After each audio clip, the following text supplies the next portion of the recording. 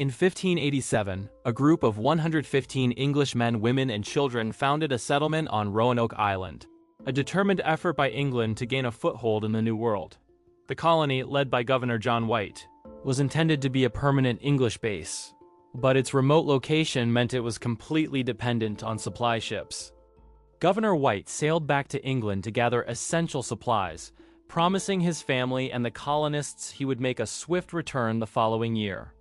However, a massive naval war with Spain broke out, preventing any ships from leaving England and delaying his voyage for 3 long and agonizing years.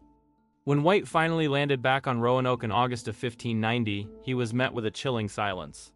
The entire settlement had vanished without a fight. The houses had been carefully taken apart and not destroyed, and the only visible clue was the word Croatoan carved into the fort's wooden palisade. A powerful storm prevented White from sailing to the nearby Croatoan island to investigate, forcing him to abandon the search and return to England defeated. With no further official searches funded, the fate of the 115 settlers was left to history, and their story became a mystery before America was even a country. Thus began a 4-century-long debate, fueling theories of a desperate migration, assimilation with native tribes, or a slow death from disease and starvation. The lost colony now exists as a permanent ghost in American history, a profound question mark at the very beginning of the nation's story. Amelia Earhart was a global superstar, an aviation pioneer celebrated for her incredible courage and for breaking barriers in a field dominated by men.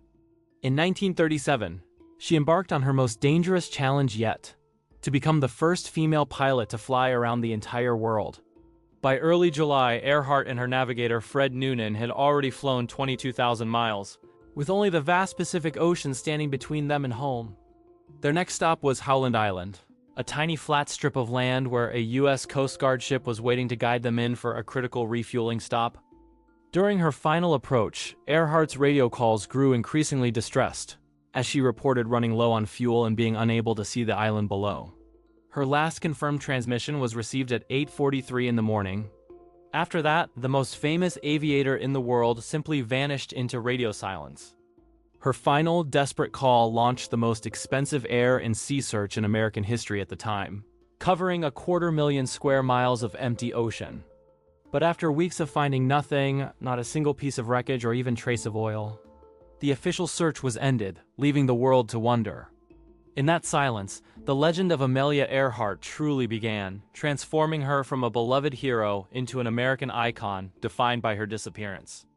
Today, she is remembered not just for the records she shattered, but for the profound and enduring mystery her final flight left behind. The Mary Celeste was an American merchant ship that sailed from New York City in November 1872, carrying a cargo of industrial alcohol bound for Italy. On board were its respected captain Benjamin Briggs, his wife and their 2-year-old daughter, and a crew of 7 experienced sailors. The ship was known to be in excellent condition, and the voyage began under perfectly normal circumstances, with no hint of the strange event to come. Weather reports for its journey across the Atlantic were clear, and the trip seemed like any ordinary cargo run. On December 4th, a passing Canadian vessel spotted the Mary Celeste sailing erratically, though it was undamaged hundreds of miles off the coast of the Azores. A boarding party discovered the ship was completely deserted. The crew's belongings were undisturbed and the cargo remained intact, but the ship's only lifeboat was missing. An official investigation was launched, but despite carefully examining the evidence, no logical explanation could be found for why an experienced crew would abandon a seaworthy ship. Theories included mutiny, pirates, or even an explosion from alcohol fumes, yet none fit all of the strange quiet facts. With no resolution ever discovered, the Mary Celeste drifted from a real-life mystery into legend. Her story remains one of the most famous ghost ships in history, a vessel of 10 souls swallowed by an inexplicable silence at sea. On Thanksgiving Eve, 1971, a man using the name Dan Cooper bought a one-way ticket from Portland, Oregon to Seattle. He appeared to be a quiet, ordinary professional in his mid-40s, just another passenger on the short 30-minute flight. Shortly after takeoff, Cooper handed a note to a flight attendant. Calmly, he informed her that he had a bomb in his briefcase and asked her to sit with him. His demands were clear: $200,000 in cash and 4 parachutes, to be delivered upon landing in Seattle. Once his demands were met and the other passengers had safely left the plane, Cooper ordered the pilots to refuel and take off again, flying toward Mexico City. Around 8 p.m., somewhere over the dark forests of southwestern Washington, he lowered the plane's rear stairs and leaped into the freezing night, never to be seen again. The bold escape triggered one of the longest and most expensive investigations in FBI history, which officially remained active for 45 years. In 1980, a young boy found a small bundle of the ransom money on a riverbank, deepening the mystery of where Cooper had landed. With no suspect ever identified, D.B. Cooper became a legendary American anti-hero. His disappearance remains the only unsolved case of air piracy in U.S. history, a ghost who simply stepped out of a plane and into folklore. In the winter of 1900, a remote lighthouse on the Flannan Isles, far off the western coast of Scotland, became the setting for an enduring maritime mystery. The lighthouse was run by 3 experienced keepers, whose sole duty was to keep the powerful lamp burning for ships in the stormy North Atlantic. On December 15th, a passing steamer recorded in its log that the lighthouse's lamp was unlit. This serious problem was reported to authorities when the ship docked. A relief ship, the Hesperus, was scheduled to arrive around that time but was delayed by the same storms. It finally reached the isolated island on December 26th. When the relief keeper went ashore, he found the lighthouse strangely quiet. The entrance gate was closed, but the main door to the living quarters was unlocked. Inside, the clocks had stopped, an uneaten meal sat on the table, a chair was overturned, and one of the 3 sets of waterproof gear was still hanging on its hook. The official investigation concluded that the men had likely been swept off the cliffs by a giant rogue wave while tending to equipment during the storm.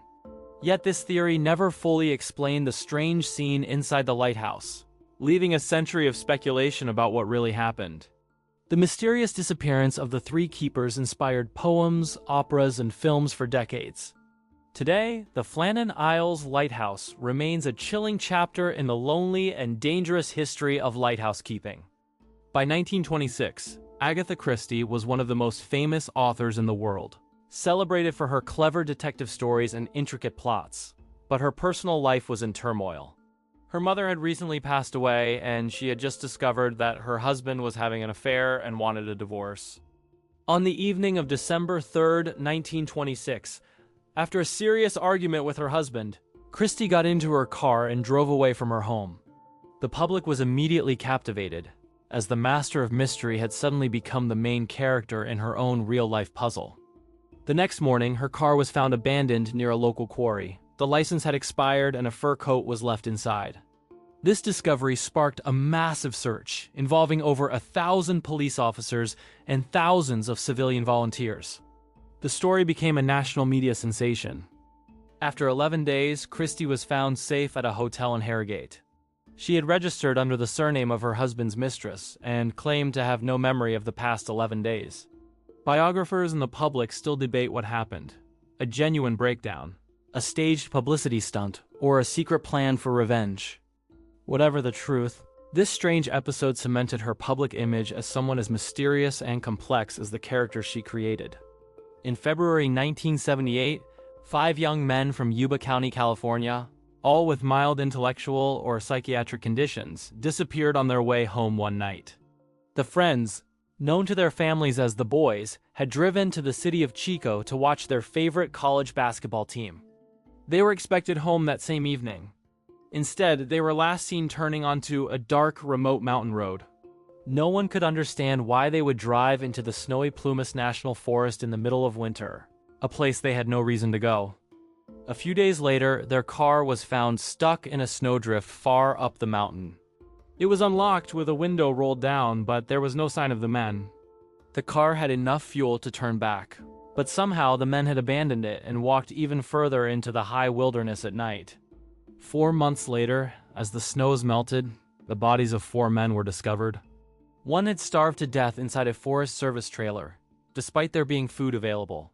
The 5th man, Gary Mathias, was never found, though his shoes were discovered inside the trailer with one of his friend's bodies. Why 5 men would abandon a working car and walk to their deaths in a frozen, unfamiliar forest remains a deeply disturbing mystery. Their story is one of California's most perplexing cold cases, a haunting example of group disorientation that has never been solved. On October 21, 1978, 20-year-old pilot Frederick Valentich took off on what should have been a routine flight over Australia's Bay Strait. A skilled pilot with over 150 hours of solo experience, his plan was a simple overwater trip to a nearby island.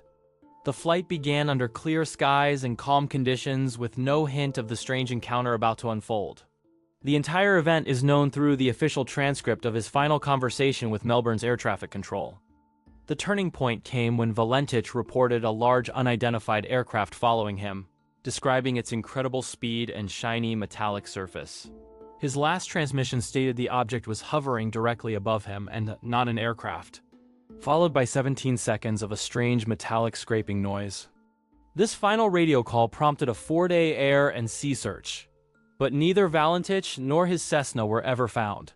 Australia's Department of Transport concluded it could not determine the cause of the disappearance. The official audio of his last transmission has made this case one of the most famous in UFO history, leaving a lasting mystery about what the young pilot actually saw in the sky.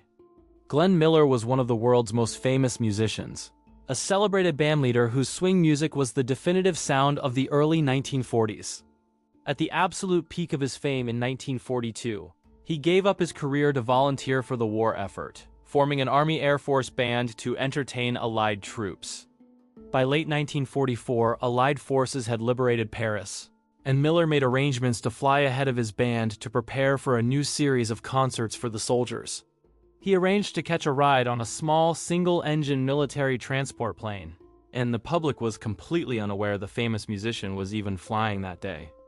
On the afternoon of December 15, 1944, Major Miller boarded the small plane for the short flight from an airfield in England to Paris. The aircraft took off into freezing fog. It vanished somewhere over the English Channel without making a distress call. The military did not realize he was missing for 3 days, and on Christmas Eve, a stunned and saddened world learned that the famous bandleader was gone. The official explanation blamed the crash on mechanical failure due to the icy weather, but with no wreckage ever found, other theories have persisted for decades. Glenn Miller's disappearance turned him from a celebrated musician into a legendary figure, remembered not only for a timeless catalog of music but also for the haunting silence that followed his final flight.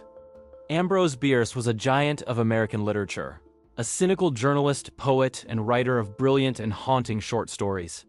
He was a veteran of the brutal American Civil War, an experience that scarred him deeply and gave his writing its famously dark and pessimistic edge.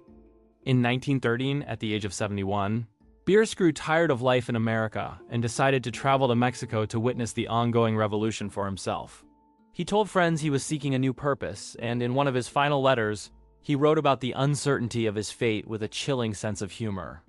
The story that has been pieced together is that he successfully crossed the border into Juarez, and from there began traveling with the army of Pancho Villa. After sending a final letter from the city of Chihuahua in December of 1913, all communication from the celebrated American author ceased completely. After that last letter, a deep and permanent silence fell. As years passed with no word, his friends and family were forced to accept that he was never coming back. The complete lack of a body or a reliable account has led to endless speculation about his fate, from a firing squad execution to a lonely death in the desert. In vanishing so completely from the world, Ambrose Bierce effectively wrote his own final story, an unsolvable mystery that has fascinated historians ever since. His disappearance remains a haunting end, a strangely fitting close to the life of a man fascinated by life's ironies. On Christmas Eve of 1945, a sudden and ferocious fire destroyed the family home of George and Jenny Sodder in Fayetteville, West Virginia. At the time, 9 of their 10 children were asleep in the house. George, Jenny, and 4 of the children managed to escape the flames. But when George tried to call for help, he discovered their phone line had been cut.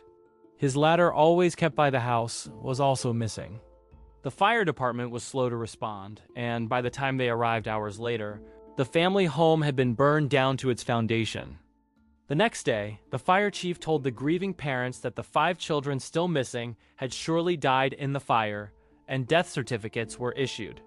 But a later search of the ashes revealed no bones or any human remains, which was highly unusual even for a fire that hot.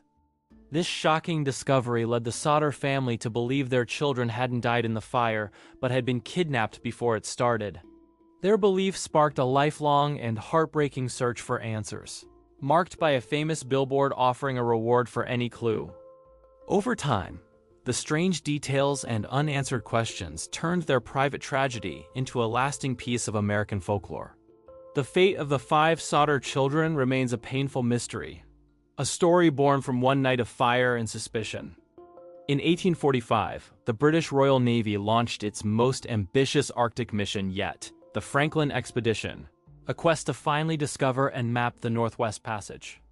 The expedition was led by the experienced explorer Sir John Franklin and crewed by 129 men aboard 2 of Britain's most advanced ships.